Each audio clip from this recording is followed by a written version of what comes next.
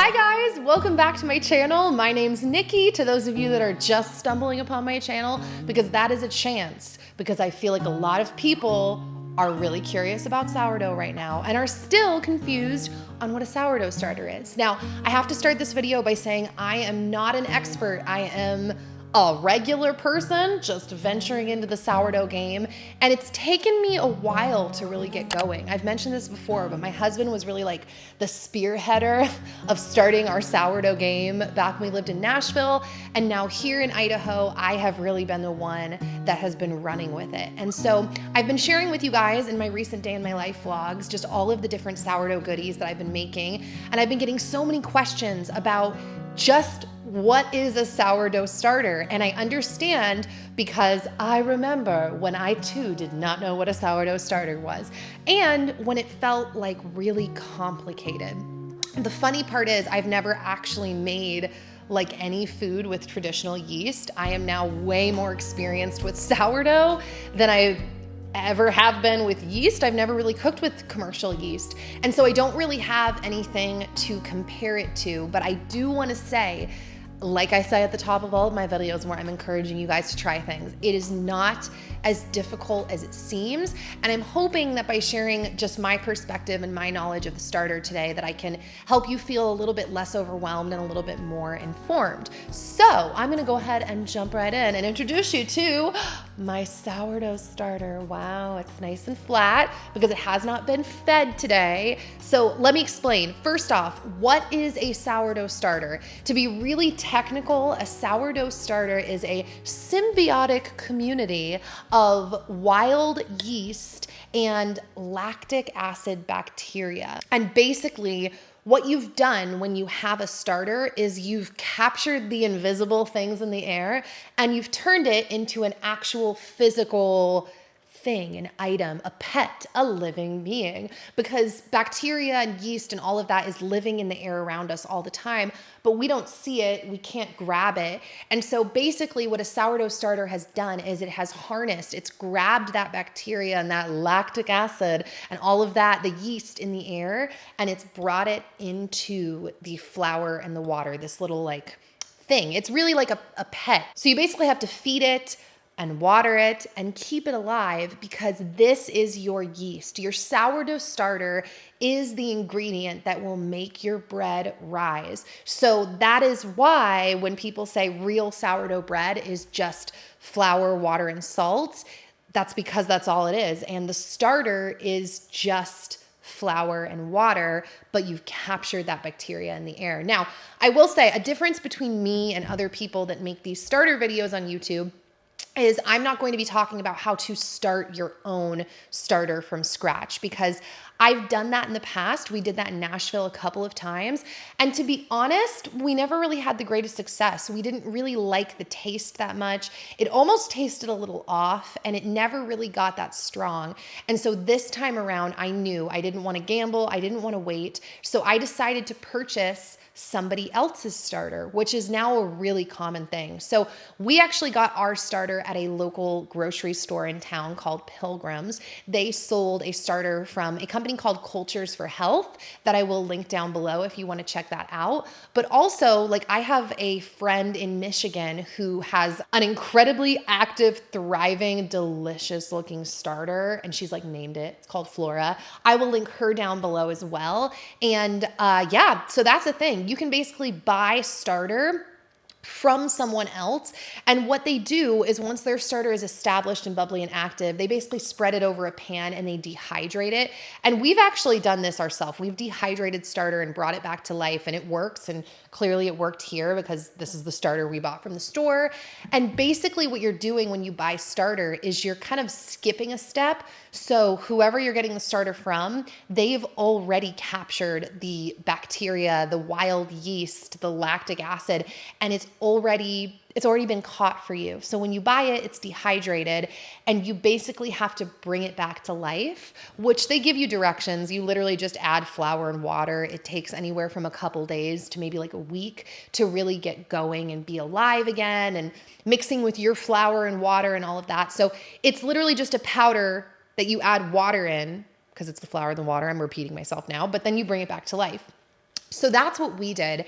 And this company, Cultures for Health, has like multiple different strains. So we went with their classic San Francisco sourdough style starter, and it has been delicious. And it was super easy to get up and get going. So that's the first thing I wanted to say just out of the gate, is that I did not start my starter from scratch, and you don't have to either. So I'll have those links down below. Now, once you have your starter going, which like I said, just think of it as your yeast, because that's what it is. That's what's gonna make your bread rise. So with starters, the way that it generally works is that if you're gonna keep it out and keep it growing, which is what you're gonna wanna do, especially for those first few weeks, if you're bringing a dehydrated starter to life, you're not gonna wanna put it in the fridge. You wanna keep it out on the counter or near somewhere warm.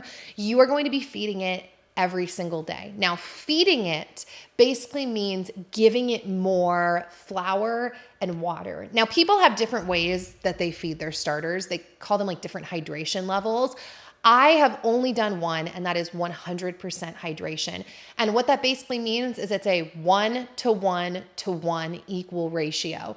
So every day when you're feeding your starter, you're gonna have something called discard. Now, I don't get rid of my discard. I actually have it right here. I keep all of my discard. We'll see as time goes on. I actually was just wondering the other day, I'm like, I wonder how long discard lasts, because I've just been kind of letting it pile up in the fridge. And as you guys know, I use my discard for different recipes. So I do a sourdough discard pizza that's amazing. The other day I made sourdough discard chocolate brownie cookies. I do lots of things with it because I just don't want to throw away the flour. That feels super wasteful to me. And I actually can't even fathom that people literally do that. Supposedly people literally get rid of their discard. That's why it's called discard. But I don't. I keep all of it, and I keep it in the fridge. So side note, that is not a side note, backing up, how we talked about keeping your sourdough or your starter on the counter. That's something you need to know. If you're ever going out of town, right, and you can't feed your starter, if you leave it out for too long and you don't feed it, it's going to die, basically. Now, granted, once it's strong, you have a little more leeway. I have a few times within the last month gone 2 days without feeding it, and then I feed it again, and it's totally fine. But that's not guaranteed, and now it's a little more established, so I think that's what gives me some of that leeway. But whenever you want to slow down the fermentation process, you put your stuff in the fridge, because you will still be fermenting in the fridge. Like, to my knowledge, my big discard bin is still like slow-mo fermenting. Kind of like when I made my last batch of cookies, which were so good. They were sourdough, candied pecan, white chocolate chip, dates, and maybe that was it. I don't know. They were so good. I let them slowly ferment in the fridge for 3 days. So you're still going to be slowly fermenting, but it slows everything down drastically. So if you're leaving town and you know you're not going to be able to feed it, or like I know some people just go through periods where they're like, I got to pause the sourdough making, you can put your starter in the fridge. And from what I'm hearing from everyone, it will pretty much always come back to life once you bring it out. So I just wanted to kind of side note on that. So when I feed my starter, I do it on a scale, and I basically pour in anywhere, depending on what I'm planning on making in the next day, anywhere from 50 to max 100 grams of starter. And I pretty much always use a jar like this. Now, I start with a clean jar every time I feed it. So I will not feed in the jar directly. I will pour into a new jar. And if I'm not planning on baking anything, or maybe even just one item, I will only do 50 grams. So I'll pour in 50 grams of starter, and then I'll put the rest in my discard container. And then I'll do 50 grams of flour, 50 grams of water, stir it up, and then it's good to go. It's fed.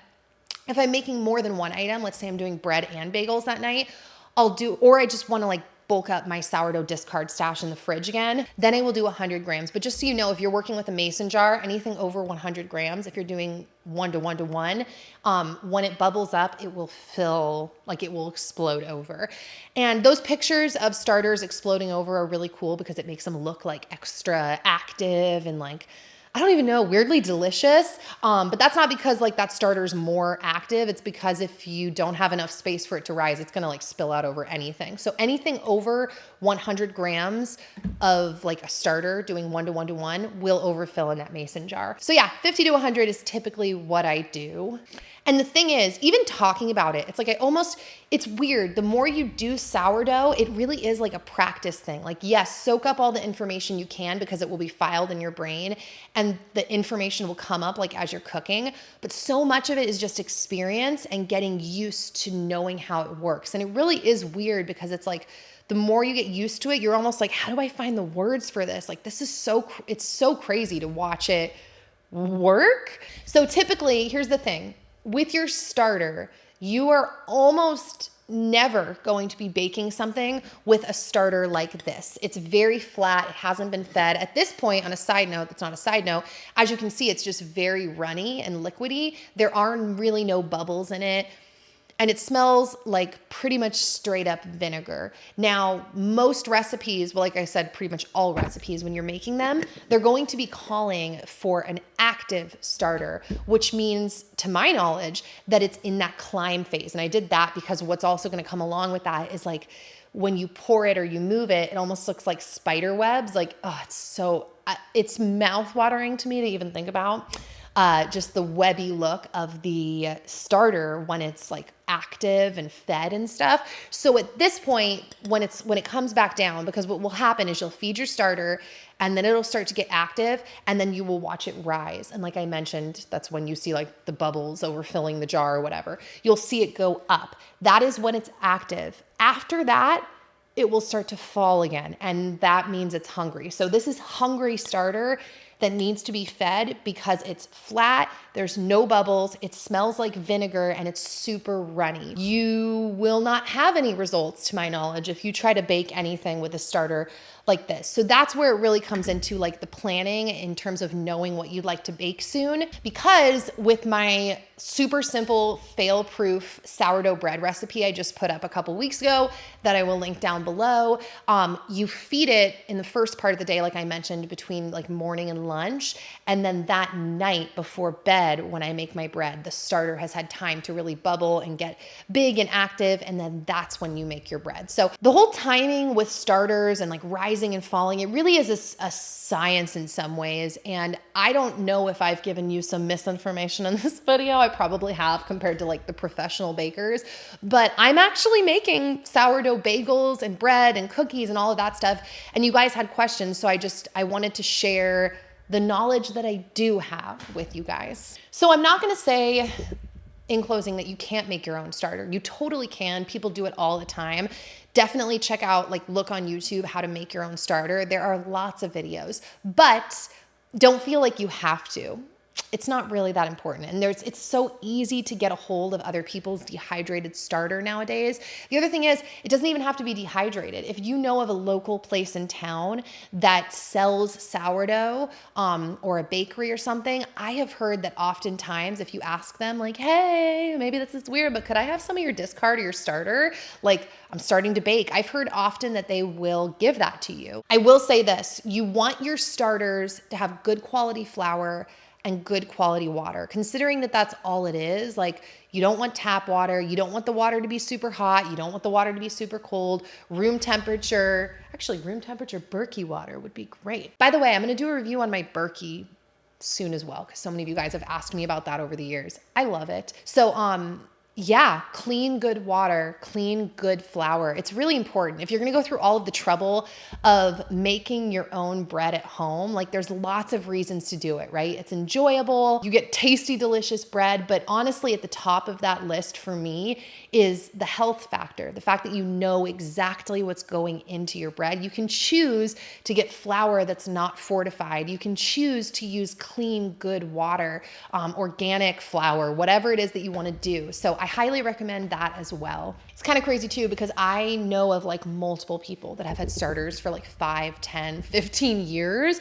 It's really like a living, breathing pet, and you can keep it going. And supposedly the taste just like matures even more over time because you're continuing to pull in and feed that bacteria, that community of yeast and bacteria. And it's really cool to me, just the concept in general of being able to harness something invisible into a physical thing that sustains you. So yeah, guys, that is it. I'm feeling like a little paranoid that I forgot to say something but I can't remember what it is. I looked at my notes.